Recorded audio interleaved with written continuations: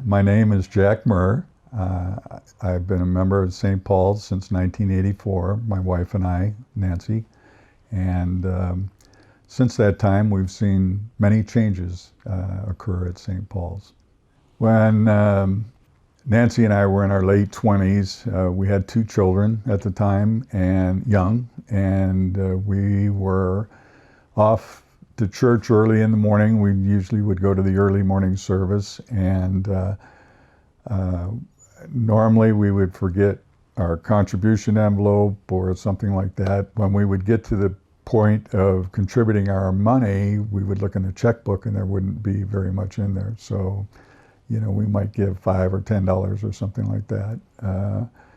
So it bothered me, and I talked to a good friend of mine who was an elder, and he said, I treat the tithe as any other bill, but I treat it first.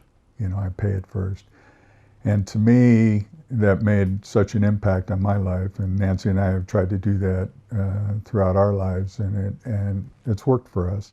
I had been working for a family-owned corporation for 25 years, and they were in the process of selling to a public company.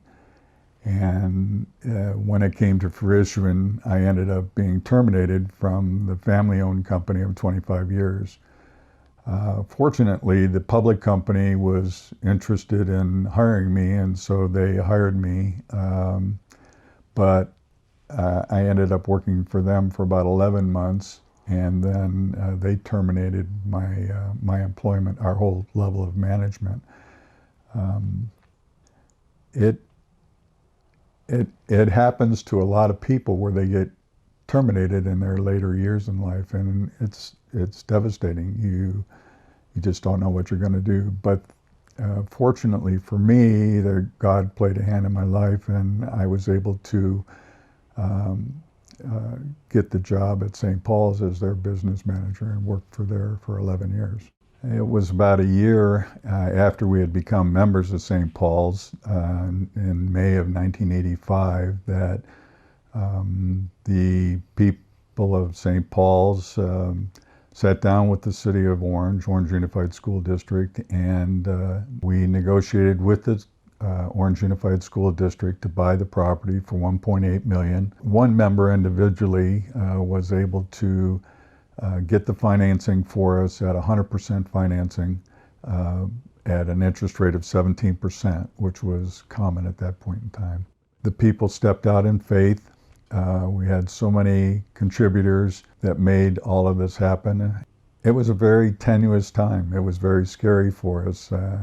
That's why as I look at the members that had the foresight to just purchase this property, it was amazing to me that we stepped out in faith to make this happen.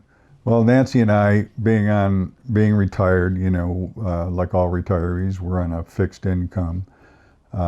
But each November, which is kind of unique that it happens at this particular point in time, or maybe it's a sign, but we are required to take a certain amount out of our retirement funds. It's called a required minimum distribution, or RMD.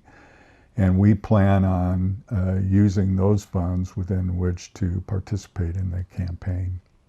I hope all of you will prayerfully consider a commitment to the Building for the Future campaign so that we can continue to carry on the legacy of St. Paul's to gather, grow, and go.